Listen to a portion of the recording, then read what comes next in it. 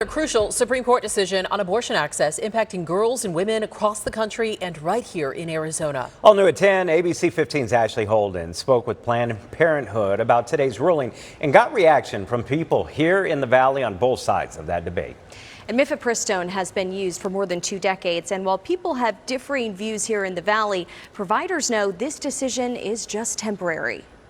Just hours away from the midnight deadline, the Supreme Court issuing a ruling preserving wide access to the abortion pill mifepristone. Mifepristone, which is used as part of a medication abortion regime in the U.S., is incredibly safe and effective and common. CEO of Planned Parenthood Arizona, Brittany Fontenot, calling the decision necessary. Can you talk about specifically in Arizona how often mifepristone is prescribed? At Planned Parenthood Arizona, over half of our patients prefer mifepristone to surgical abortion. And we see that trend reflected across the U.S. It should be a woman's choice. It should not even be decided in the courts, but I'm glad that they decided at least to make it legal for now.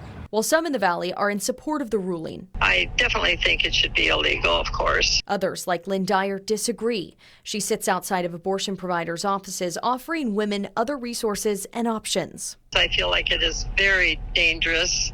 I've talked to many women and girls who have taken it, aborted the babies. Of course, I'm a pro-life person, so I believe that, these babies shouldn't be killed like they are. The FDA has said mifepristone is safe. President Biden in a statement Friday vowing to defend the FDA's expert authority. This legal limbo was created after competing rulings were issued in Washington and Texas.